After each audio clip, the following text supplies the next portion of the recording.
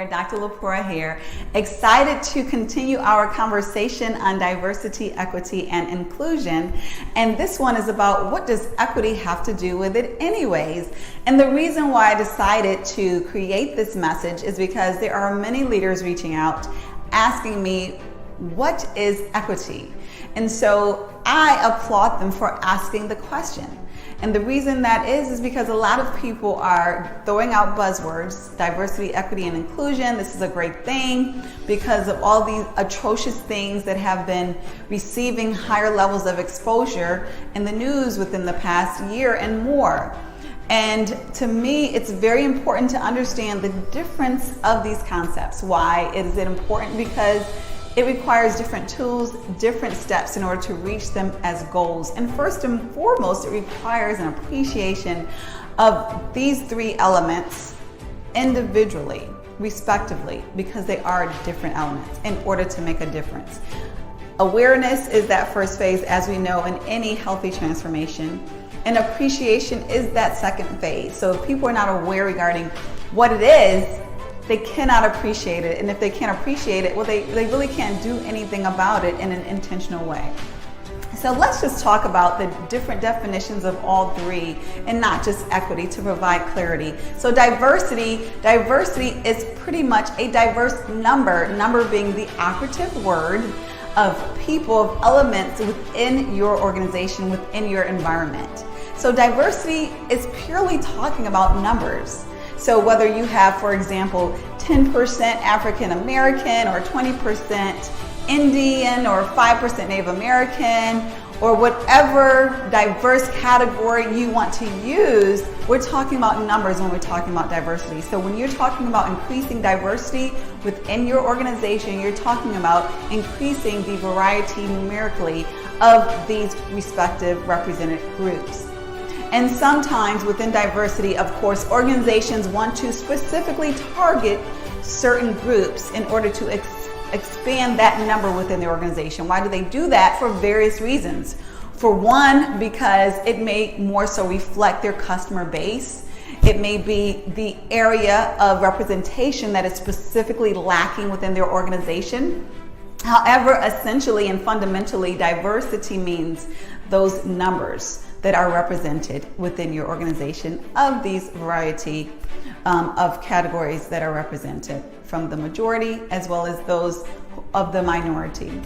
Now let's get into inclusion, because inclusion is probably a more commonly understood definition as well, similar to diversity. Now inclusion is talking about being inclusive within your organization. So when we hear inclusion now, what we are assuming is that inclusion is talking about being inclusive of everyone. And what does that mean? When you have an inclusive environment, it is a welcoming environment. It is not only a welcoming inside the door of your organization, it's a welcoming environment inside of the respective areas of your organization. So that means input into financial decision making. That means at the lunch tables, for example, it's a welcoming environment.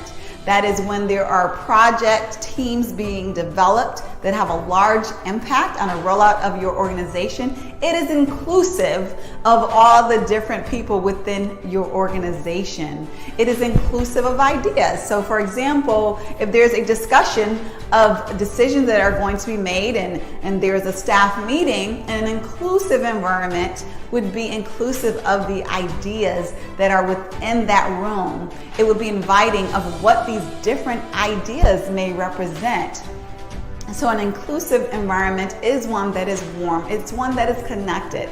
So it's one that is opposite of what you would think of when you would think of a very cliquish environment, you know, where everyone has their little segments, little corners, and you really cannot penetrate those barriers, those barricades within each clique.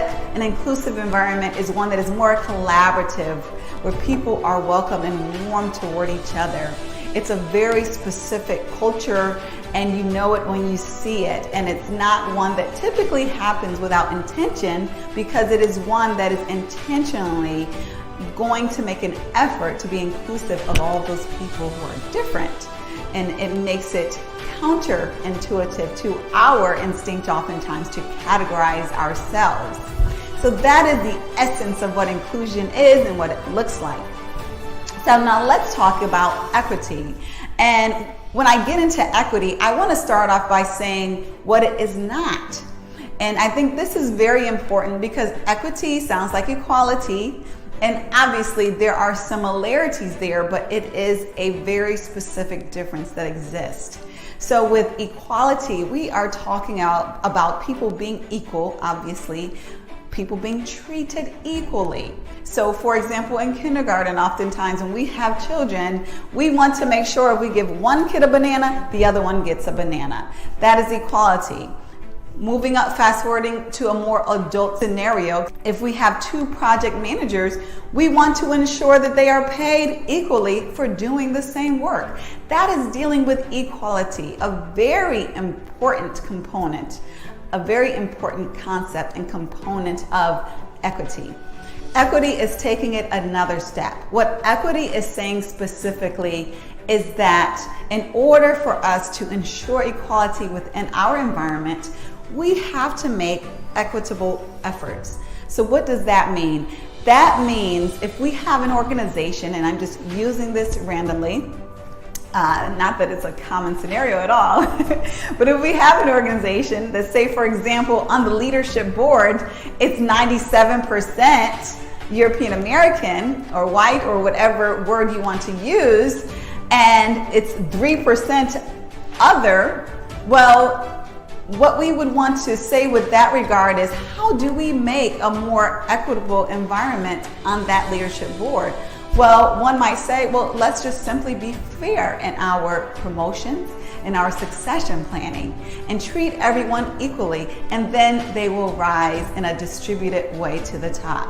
Well, those who are proponents of an equitable environment would say, they will never be able to be equal if you are not making equitable efforts. And so that basically means supporting these underrepresented groups, these diverse groups, some call it minority groups, in a very specific way, giving even extra attention and effort in order to help them become equal. So it's not equal treatment. It is equitable treatment. It's basically extra attention, extra effort for those targeted underrepresented groups in order to create, ultimately, hopefully, an equal scenario, an equal situation. Because those organizations and individuals of that thought realize that it is going to be very hard to systemically change a cycle of where 97% of the leadership or of the organizational body is of one category. And in order to expedite that, or to even make it realistic, they put into place efforts that increase equity, that make it more equitable. What can those efforts look like? How can they manifest? Well, they can look like sponsorship programs where there are specific executive sponsors who are assigned to specific underrepresented groups.